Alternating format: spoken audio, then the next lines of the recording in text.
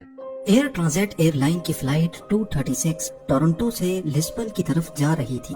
ये आधी रात का समा था और जहाज अटलांटिक ओशन के बीचों बीच 39,000 फीट के एल्टीट्यूड पे क्रूज कर रहा था। ये सिचुएशन पायलट्स रोज फेस करते हैं और इसमें कुछ भी एबनॉर्मल जैसा नहीं था। पर जहाज में एक चीज ऐसी थी जो चंद लम्हों में ही सारी सिचुएशन को बदलने वाली थी। यहाँ आपको बताते चलें कि अटलांटिक ओशन के ऊपर 39,000 फीट के एल्टीट्यूड से भी दूर दूर तक जमीन नजर नहीं आती। वहाँ कैप्टन को अचानक मालूम पड़ा कि जहाज का फ्यूल अब खत्म होने वाला है। ये दोनों पायलट्स के लिए एक बहुत ही खौफनाक सिचुएशन थी, क्योंकि अटलांटिक ओशन के ऊपर फ्यूल खत्म होने का सिर्फ एक ही मतलब है और वो है मौत। ये वाकया पेश आया था 23 अगस्त 2001 को टोरंटो पियर्सन एयरपोर्ट पे एयर ट्रांजिट एयरलाइन के एयरबस A330 को टोरंटो से लिस्बन जाने के लिए प्रिपेयर किया जा रहा था। ये 7 घंटे की नॉन स्टॉप फ्लाइट होने वाली थी और इसीलिए इसमें 48 मीट्रिक टन फ्यूल डाला गया और प्रिपरेशन के बाद इसमें बोर्डिंग का अमल शुरू कर दिया गया। इस वक्त लोकल टाइम के हिसाब से रात के 9 बज रहे थे। फ्लाइट 236 में 293 पैसेंजर्स और 2 पायलट समेत 13 क्रू मेंबर्स सवार हो गए। Flight captain 48 years old Robert पीछे थे, जिनको 16,000 आवर्स का फ्लाइट एक्सपीरियंस था। फर्स्ट ऑफिसर 28 साल डग डीगर थे और इनके पास भी 5,000 घंटों का एक्सपीरियंस था, जिसमें से 400 घंटे इन्होंने यही जहाज एयरबस A330 फ्लाई किया था। जहाज की बात की जाए तो ये उस वक्त का state of the art Airbus का A330 मॉडल था, जो सिर्फ 2 ही साल पुराना था। कुल मिलाकर बात यह है कि ना ही पायलट्स के एक्सपीरियंस में कोई कमी थी और ना ही जहाज में किसी किस्म का कोई फॉल्ट था। तमाम फ्लाइट चेक्स कंप्लीट करने के बाद पायलट्स फ्लाइट 236 को रनवे तक लेके गए और ATC की परमिशन से इन्होंने जहाज को टेक ऑफ कर दिया। टेक ऑफ के बाद पायलट ने जहाज का रुख अटलांटिक ओशन के उस पार लिस्बन की जानिब किया। चंद ही मिनटों में जहाज अपने क्रूजिंग एल्टीट्यूड 39,000 फीट तक जा पहुंचा। अमूमन इस तरह की लॉन्ग फ्लाइट्स पे पायलट्स का ज्यादा काम नहीं होता, क्योंकि ज्यादातर काम ऑटो पायलट सिस्टम ही करता है। पायलट सिर्फ सिचुएशन मॉनिटर करते हैं और कंट्रोल टावर को अपनी लोकेशन और अपडेट से आगाह करते रहते हैं। फ्लाइट 236 को टेक ऑफ किए 4 घंटे गुजर चुके थे। अभी तक सब कुछ नॉर्मल चल रहा था और पैसेंजर केबिन में ज्यादातर लोग रात होने की वजह से सो रहे थे। जहाज अटलांटिक ओशन के ठीक सेंटर में पहुंच चुका था और यही वो लम्हा था जब जहाज में एक मसला हो गया। कैनेडियन टाइम के हिसाब से रात के 1 बजे पायलट ने जहाज के इंजन नंबर 2 यानी जहाज के राइट इंजन में एक एबनॉर्मल रीडिंग नोटिस की। इंजन में ऑयल का प्रेशर ज्यादा शो हो रहा था, ऑयल की क्वांटिटी कम और ऑयल टेम्परेचर भी लो इंडिकेट हो रहा था। इस तरह का एरर पायलट्स अपने कैरियर में पहली बार देख रहे थे। उन्होंने फौरन फ्लाइट मैनुअल खोला और इस अजीब एरर के बारे में जानने की कोशिश की। नॉर्मली जब जहाज ऑपरेशनल होता है तो वक्त के साथ ऑयल टेम्परेचर बढ़ता है, लेकिन यहाँ वो लो टेम्परेचर इंडिकेट कर रहा था, जो कि किसी भी तरह नॉर्मल नहीं था। उनको फ्लाइट मैनुअल में इस एरर के बारे में कोई इन्फॉर्मेशन ना मिल सकी। पायलट्स ने कनाडा में एयर ट्रांजिट के मेंटेनेंस यूनिट से कांटेक्ट किया और उनको इस एरर के बारे में आगाह किया। बदकिस्मती से मेंटेनेंस यूनिट को भी इस एरर के बारे में मालूम नहीं था। उन्होंने पायलट को कहा कि वो इस एरर को मॉनिटर करते रहे, वो थोड़ी देर बाद उनसे दोबारा कांटेक्ट करेंगे। अगरचे जहाज के राइट इंजन में ऑयल की फॉल्टी रीडिंग्स शो हो रही थी, लेकिन परवाज में किसी किस्म का भी कोई मसला नहीं था। पायलट्स ये सोचकर रिलैक्स हो गए कि शायद कोई फॉल्टी सेंसर ऑयल की गलत रीडिंग्स दे रहा है। लेकिन आधे घंटे के बाद कैप्टन के सामने एक और एडवाइजरी मैसेज डिस्प्ले हुआ। ये मैसेज ऑयल से रिलेटेड नहीं बल्कि फ्यूल से रिलेटेड था। कमर्शियल एयरलाइंस का फ्यूल उनके विंग्स में इक्वली डिस्ट्रीब्यूटेड होता है और ये नोटिस किया गया कि फ्लाइट 236 के दोनों विंग्स में एक जितना फ्यूल नहीं है। राइट विंग में फ्यूल की क्वांटिटी लेफ्ट के मुकाबले में कम थी। अब नॉर्मली ये मसला भी इतना सीरियस नहीं होता, क्योंकि इस मसले को फ्लाइट के दौरान ही फिक्स किया जा सकता है। कैप्टन ने इस मसले को फिक्स करने के लिए क्रॉस फीड वाल्व खोल दिया, जिससे लेफ्ट विंग से फ्यूल राइट विंग में जाना शुरू हो गया और मिनटों में अब वापस दोनों विंग्स में फ्यूल की क्वांटिटी बराबर हो चुकी थी। इस बात को अभी 10 मिनट ही गुजरे थे कि कैप्टन को लो फ्यूल की वार्निंग दिखना शुरू हो गई। ये एक ऐसा मसला था जिसको कोई भी पायलट फेस नहीं करना चाहता, और वो भी पैसेंजर से भरे जहाज में। पायलट ने देखा कि राइट विंग में दोबारा से फ्यूल कम हो गया है और अब दोनों विंग्स को मिलाकर भी इतना फ्यूल भी नहीं है जिससे लिस्बन पहुंचा जा सके। अब की बार मामला सीरियस हो चुका था। अटलांटिक ओशन के बीचों बीच प्लेन को डाइवर्ट करने के ज्यादा ऑप्शन भी मौजूद नहीं थे।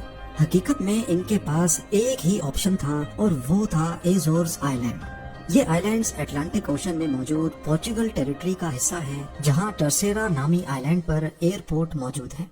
कैप्टन ने पहली फुर्सत में सेना मेरिया एटीसी से राब्ता किया और उनको बताया कि वो इस एयरपोर्ट पे फ्यूल शॉर्टेज की वजह से लैंड करने जा रहे हैं।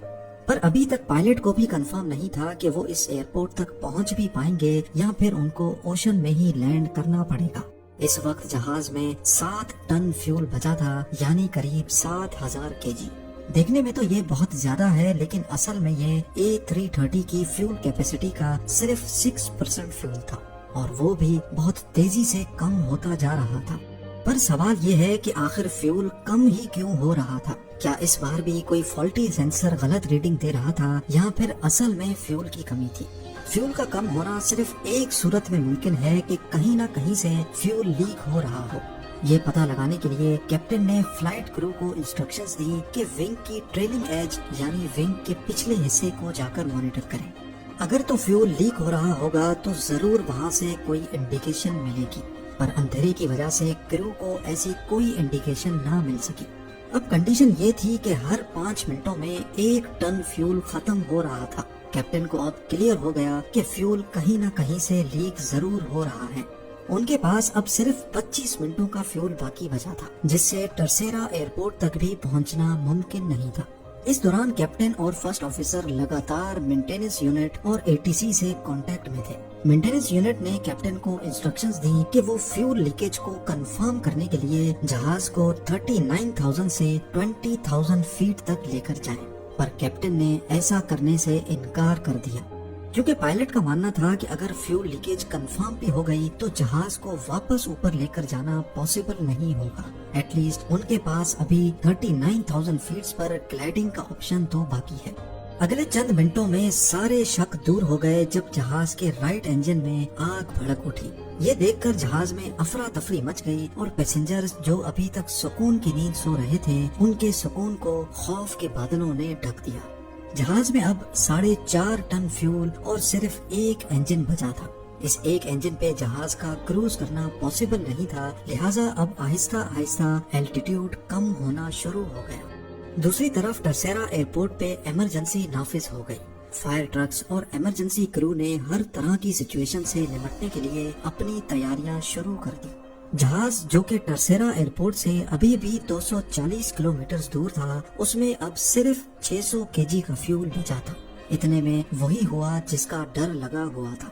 जहाज का लेफ्ट इंजन फुल थ्रस्ट पे चलने की वजह से जल गया और अब फ्लाइट 236 बगैर इंजन के अटलांटिक ओशन के ऊपर ग्लाइड करने लगी। यहाँ पर कैप्टन का जहाज को 20,000 फीट तक ड्रॉप ना करने का फैसला बिल्कुल सही साबित हुआ।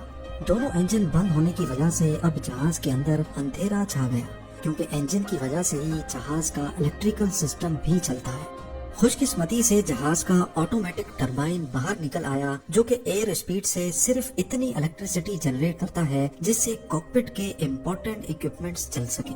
अब टर्सेरा एयरपोर्ट 120 किलोमीटर दूर था। जहाज 30,000 फीट तक नीचे आ गया था और कैप्टन को ये डिस्टेंस सिर्फ ग्लाइड करके पार करना था। पैसेंजर केबिन में अंधेरा और पिन ड्रॉप साइलेंस ने एक खौफ का समा बनाए रखा था, ऐसी खामोशी जो शायद किसी आफत का इशारा दे रही थी। वर्स्ट केस ये था कि अगर जहाज एयरपोर्ट तक ना पहुंच पाया तो उसको ओशन में ही लैंड कराना पड़ेगा। इसी वजह से क्रू ने पैसेंजर्स को पानी में लैंडिंग के हवाले से प्रिपेयर करना शुरू कर दिया। ओशन में लैंडिंग हर तरह से खतरनाक होती है, क्योंकि अगर तो पैसेंजर इम्पैक्ट से बच भी गए तो पानी में डूब सकते हैं, और अगर पानी में नहीं डूबे तो ठंडे पानी की वजह से हाइपोथर्मिया से मर सकते हैं। अब नॉर्मली बगैर इंजन के पैसेंजर प्लेन को ग्लाइड करना बहुत मुश्किल होता है। सब कुछ प्लेन के पिच कंट्रोल पे डिपेंडेंट था, जिसको पायलट मैनुअली स्टिक से कंट्रोल कर रहे थे। जहाज का एल्टीट्यूड 2000 फीट पर मिनट के हिसाब से ड्रॉप हो रहा था, यानी अगले 15 मिनटों में या तो जहाज एयरपोर्ट पर पहुंचेगा या फिर ओशन में। جب پلین کا ڈسٹینس ٹرسیرا ایئرپورٹ سے 15 کلومیٹر رہ گیا تو اس کا الٹیٹیوڈ 13,000 فیٹ تھا، اور نارملی اتنے ڈسٹینس پر الٹیٹیوڈ 3,000 فیٹ رکھنا ہوتا ہے۔ اب اگر تو پائلٹ نے نوز ڈائیو کر کے اپنا الٹیٹیوڈ کم کیا تو پلین کی اسپیڈ بہت تیز ہو جائے گی، اور اس سچویشن میں کریش لینڈنگ کے امکان بہت زیادہ ہوتے ہیں۔ اسی لیے پائلٹ نے جہاز کو وہیں ایک 360 چکر لگوایا۔ یہ چکر جب کمپلیٹ ہوا تو ایئرپورٹ سے ڈسٹینس اتنا ہی تھا جبکہ الٹیٹیوڈ 5,000 فیٹ تک ڈراپ ہو چکا تھا۔